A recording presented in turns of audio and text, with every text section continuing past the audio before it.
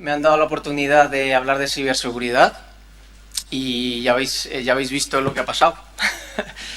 Que, bueno, pues, obviamente hay otros temas más enfocados a la transformación digital, pero cuando se habla de ciberseguridad, pues tenemos miedo muchas veces de lo que nos van a decir. Entonces, aunque seamos pocos, sí que me gustaría hacer un breve experimento con vosotros para saber quién ha recibido ayer el mail de una empresa donde nos pedían que nos descargáramos una aplicación del evento. ¿Mm? Sí, la mayoría lo habéis recibido, ¿no? Se entiende que si tú recibes un correo ha pasado por unos filtros de seguridad, pero sin embargo sí que es verdad que el correo tenía un remitente que ponía no replay. Y a mí, al menos en mi caso, me llegó en inglés y tenía un usuario y una password que era robusta, bien, pero yo no sabía quiénes eran. No sabía de qué aplicación me hablaban, no sabía si estaba relacionado con el evento de hoy, y lo que hice por mi formación es eliminarlo inmediatamente. Después de una hora he recibido una notificación de la organización diciendo que iba a recibir en el futuro una comunicación de esta empresa. En ese momento digo, ala, pues voy a intentar recuperarlo, lo recupero, y me invitaban a acceder a dos entornos. Uno de ellos era la aplicación. Tenía que descargarme una aplicación para poder saber el programa del evento, hacer networking y demás. Vale, pues voy a ir a descargarme la aplicación. Como somos pocos, ya no es tan relevante este experimento, pero si fuéramos muchos, me gustaría a mí saber cuántos se han descargado la aplicación y antes de descargársela han leído la política de privacidad o el aviso legal de la herramienta. Y como dado muchas charlas de esto, lamentablemente es muy poca la gente que se lee la política de privacidad o el aviso legal de las herramientas que utiliza en su móvil. Y digo móvil y enfatizo móvil porque pensamos que esto es como más seguro que un ordenador y no le damos la importancia que tiene. Vamos a suponer que muy pocos han leído la política de privacidad. Con esto yo me quedo e intentaría ubicarme sobre el público que tengo y con esto voy a empezar. Estos son los temas que vamos a tratar hoy, siendo 30 minutos, e intentaré dar pinceladas y dejar un par de semillas en vosotros, porque es muy poco tiempo para hablar de un tema tan complicado como la ciberseguridad. Pero sí que es verdad que me gustaría que nos planteáramos un escenario con 4 protagonistas, donde el Estado está arriba, luego estaría la legislación que genera el Estado, las empresas y administraciones públicas el segundo nivel, y por último estaríamos nosotros como ciudadanos, como trabajadores, como padres, como directivos. Y vamos a imaginar que vivimos en un país que es pionero y que está en uno de los primeros puestos a nivel de legislación en el mundo. Un reciente informe de la Unión Internacional de Telecomunicaciones, organización dependiente de las Naciones Unidas, nos coloca a España, y hay que decirlo, bien alto, en el puesto 7 a nivel mundial y a nivel europeo en el puesto 3. Estamos solamente por detrás de Reino Unido y Estonia, que para los que sabéis un poquito, no sé si sabéis que Estonia es un país pionero en la transformación digital, o no pionero, es el único quizás en el mundo, y a nivel de ciberseguridad es el principal laboratorio de ciberseguridad en el mundo. Así que bueno, es un orgullo que España esté en ese puesto. Tenemos todas estas legislaciones, desde el 1992 hasta la última que ha salido el mes pasado. Si lo sabéis, ha salido la última versión del Esquema Nacional de Seguridad hace un mes, el 3 de mayo, con unas modificaciones muy interesantes, pero nos podíamos tirar, no sé, un mes entero hablando sobre legislación en España. Hay muy buen nivel. Y también vamos a seguir imaginando que en el siguiente nivel tenemos empresas, organizaciones públicas que tienen un nivel de sensibilización muy grande. Y si tienen un buen nivel de sensibilización, se entiende que tienen un muy buen nivel de formación también. Para poder sensibilizar tengo que formar primero. Pero ¿qué sucede? Pues que la realidad no es la que esperamos. Aquí en este gráfico, que se ve un poco mal porque bueno, no tiene internet este ordenador, quería mostraros la evolución de los ataques según la magnitud y los sectores durante los últimos 15 años. Esto aquí solamente vais a ver desde el año 2019 al 2022 los ataques que han habido de empresas privadas y también públicas. No sé si os acordáis el año pasado, en abril, lo que pasó con el SEPE, lo que pasó con algunos ministerios, ayuntamientos, con la red Sara, que he estado en otra ponencia donde han hablado la responsable de defensa sobre la red Sara, y yo he abierto un poquillo los ojos. Y aquí es cuando dejo la primera semilla. ¿Qué pasa? Luego vamos a bajar al último nivel y que yo personalmente considero que es el más importante, que somos nosotros. Si veis aquí, desde el 2007 fue un año muy fructífero para los ciberdelincuentes.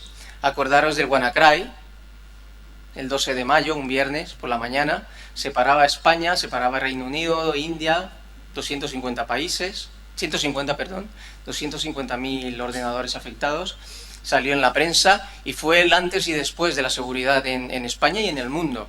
No sabíamos qué era esto del ransomware, ahora sí lo escuchamos desafortunadamente casi a diario, ¿no? Pero en el 2017 no lo sabíamos. Aquí cada bolita de estas te pone, la primera, la más gorda es WannaCry, y luego te pone varias empresas que han sido afectadas por virus de este tipo, que como sabéis son un tipo de virus que cifra la información y en consecuencia te piden un rescate para poder descifrarla. En 2018 y 2019 digamos que ha habido un parón, según esta fuente de datos, y en el 2020 llega el bicho y nos obligan a ir a casa a trabajar. Y nos obligan a los funcionarios, a los trabajadores de empresas privadas, a los estudiantes, a los niños, nos mandan a todos a casa con nuestros recursos. Y obviamente los recursos que tenemos en casa no tienen el nivel de una administración pública o una empresa privada. ¿Qué dicen los malos? Dicen, voy a aprovechar esta circunstancia y voy a ir a por ello. Voy a ir a por los empleados que ni tienen antivirus, lo tienen desactualizado, como este ordenador que tiene una versión free de antivirus, y voy a entrar por ahí. Se lo pusieron muy fácil a los ciberdelincuentes. Obviamente, todos sabemos que la transformación digital, que es el centro de este evento, la hiperconectividad, el traslado masivo de todas las actividades humanas al entorno digital, ocio, trabajo, salud, etcétera, educación, nos está exponiendo cada día más a los riesgos relacionados con Internet. Por ello, no digo que nosotros seamos aquí los más débiles, pero sí que somos quizás los más importantes. Debemos darnos cuenta de que somos una parte muy importante y que las soluciones no siempre vienen de arriba. No es que mi director, no es que el director de mi colegio, no es que siempre buscamos un responsable cuando ha habido un problema en una empresa o en una administración, y yo creo que todos somos parte del problema y de la solución. En este caso, paso a hablar de una de las cosas más importantes en ciberseguridad. Y en algunas de las legislaciones que hemos visto en la primera diapositiva, en la primera ley de protección de datos, en el reglamento del 2016, en la nueva ley de protección de datos que salió en el 2018, se habla ya de análisis de impacto, análisis de riesgo. Te obliga, es una ley, tú tienes que hacerlo. Si es de protección de datos, con protección de datos. Si es en esquema, en el artículo 14 del último esquema, te obligan a hacer un análisis de riesgos, pero no te dicen, no te dejan claro qué metodología utilizar, con qué frecuencia hacerlo, quiénes tienen que hacerlo. Te hablan de un comité de seguridad, que puede ser el informático y su compañero. O puede ser la alta dirección, que es lo ideal, y que este análisis de riesgos sea transversal en la compañía, no sea por departamentos. Esto es fundamental. Primero, la metodología que se utilice, que se acerque a la realidad de mi negocio, de mi administración o de mi ayuntamiento. Que el análisis de riesgos tenga una frecuencia mayor que un año. La tecnología avanza día a día. No puedo hacer un análisis de riesgos hoy y esperarme un año a dar un repaso y ver cómo está mi empresa o mi ayuntamiento. La tercera cosa importante es las personas que lo realizan. ¿Quién lo tiene que hacer? El departamento de informática, el de legal, el de cumplimiento, el director, los de marketing. ¿Quién tiene que hacer el del análisis de riesgo? Entiendo, y yo creo que es lo ideal, es que sea hecho por un equipo multidisciplinar donde todos aporten y sea aprobado por la alta dirección. Y la última parte, la más importante, es que una vez que he detectado los riesgos, ¿qué voy a hacer con ellos? Porque está muy bien hacer un análisis de riesgos, pero si no hago algo con el riesgo alto, es como no hacer nada. Esto en 27001 se llama PTRs o planes de tratamiento del riesgo. Estos planes de tratamientos de riesgo tienen que ser completos, robustos y basarse en elementos intangibles. Y aquí en esta diapositiva separo lo que la mayoría de gente desafortunadamente hace cuando hace un plan de tratamiento de riesgo, es aplicar medidas de urgencia que me dan una falsa percepción de seguridad, pero que no corrigen el problema.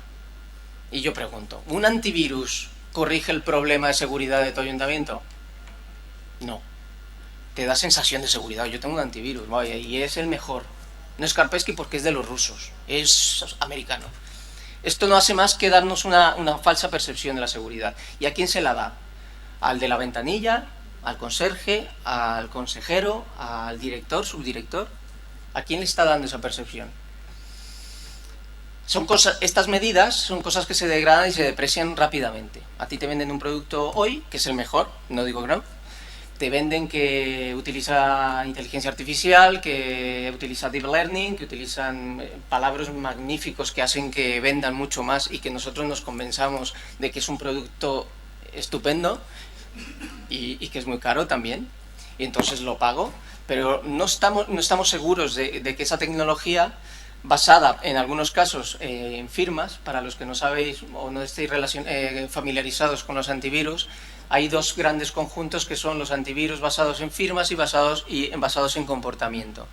Están de moda ahora, en vista de toda la evolución del modelo de ciberseguridad mundial, los antivirus basados en comportamiento. La mayoría son basados en firmas. Entonces yo tengo una lista de firmas de códigos y comparo. Si lo que me llega está en esta lista, lo bloqueo.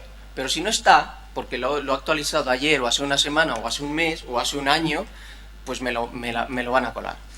Los antivirus basados en comportamiento son muy distintos, son más caros, pero son mucho más seguros.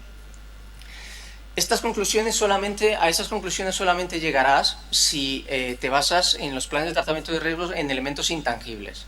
Esos elementos intangibles son el conocimiento, los riesgos latentes y emergentes, es decir, la evolución y la revisión continua de estos riesgos. Tenemos que tener una cultura vigilante, formación continua, no solo sensibilización, porque ya estamos cansados de que nos digan desde seguridad que no pinchemos en los links cuando nos lleguen, que si no nos aseguramos no nos descarguemos adjuntos, etc. De eso espero que la gente ya esté cansada de que se lo digan y que ya esté interiorizado.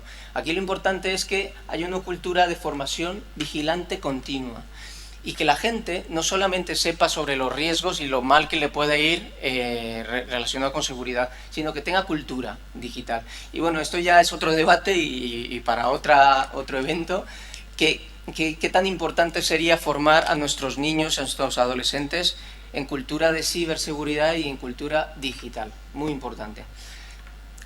También doy clases a padres y a niños relacionados con estos temas y es una barbaridad lo que te cuentan tanto los niños como los padres. O sea que no solo lo necesitan las administraciones públicas y las empresas privadas, sino también en el ámbito familiar es muy muy importante todo lo que estoy comentando. Bueno, y más cosas importantes como la colaboración entre departamentos, escenarios y simulaciones. Vamos a ver vamos a probar el plan de contingencia para ver si es robusto y en caso de que me ataquen voy a poder sobrevivir. Como veis, tengo un lenguaje muy enfocado a la empresa privada porque vengo de allí, pero yo creo que todo es muy comparable con la empresa pública. Desde luego, la estructura de la empresa pública es mucho más compleja quizás, pero se parecen mucho los riesgos a los que están sometidos. Por último, o casi para terminar, voy a hablar sobre el Esquema Nacional de Seguridad en la última versión. Es un tema muy largo, solo el esquema tiene 70 y pico artículos básicos y un anexo con casi 80 controles. Nosotros en la empresa que represento, Normadad, llevamos 11 años trabajando para poder certificarnos en nivel alto en el esquema. No es algo que sale de la noche a la mañana, pero sí que es importante al menos interesarnos por saber el ámbito de aplicación del esquema nacional de seguridad. Luego vendrán 3 personas o 4 para hablar sobre algo sobre el esquema. Quizás os den más detalles, pero sí que es verdad, sí que es importante que veamos que en las últimas modificaciones se enfatice, aquí lo he marcado en amarillo, que es de aplicación a todo el sector público, que en esta versión incluyen también la información clasificada, que nos incluye, también aplica los sistemas de información de entidades del sector privado que presten servicios a la empresa pública, y que los pliegos y prescripciones administrativas o técnicas de los contratos que se celebren entre público y privado tienen que cumplir con los requerimientos del esquema. Ya para terminar, bueno, esto es un poco nuestra historia como compañía. Sí que quiero dar relevancia a las certificaciones o la trayectoria que pueda tener una empresa privada a la hora de dar un servicio en términos de seguridad. No solamente hemos de valorar los criterios de precio, sino es muy importante también preguntarse qué empresa me va a dar a mí el servicio y si esa empresa es realmente segura o no. Aquí os he puesto, antes me han comentado que os van a poner a disposición de las personas que han venido estas presentaciones. Aquí os he puesto algunos recursos muy interesantes. El primero es el informe de Naciones Unidas, donde dice que España es el 7º país más seguro del mundo. Es un informe de 175 páginas, así que os gusta mucho, os recomiendo que busquéis Spain, está en inglés, y ahí vais a poder ver unas tablitas muy interesantes a nivel de seguridad. Luego el segundo link es un informe de Estonia, de la Agencia de Seguridad de Estonia, donde nos ponen no en el 7º, pero sí en el 8º. Bueno, me gusta contrastar mucho la información y sobre todo me gusta tirar de fuentes que sean lo más independientes posibles. Luego he puesto infografías relacionadas con el esquema, si alguien está metido o tiene ganas de recertificarse en el esquema, hay mucha información muy útil. En la siguiente también, en la web oficial del Esquema Nacional de Ciberseguridad, las infografías que os he comentado, el ámbito de aplicación, que es una guía TIC, la 803, donde te pone ejemplos específicos de si tu ayuntamiento, tu biblioteca, la empresa que sea o la administración que sea está obligada a cumplir con el esquema. Son 16 páginas que se leen muy rápido y además hay ejemplos muy claros. Y los 2 últimos links, para que esté interesado también, está la norma ISO 27001, que es otro referente en seguridad de la información. Y el último link es una página de Computer World, de la revista, enfocada solo a seguridad. Entonces aquí hay mucha información muy útil si queréis sensibilizar, si queréis haceros con datos. Hay muchas noticias muy interesantes. Y por último, una frase que me encanta y uso mucho en mi entorno es que la seguridad sea un punto de partida y no consecuencia de algo. No esperemos a contratar para preguntarnos si esa empresa es segura. Empecemos desde antes y aseguremos que todo lo que contratamos es seguro. Muchas gracias y nada más.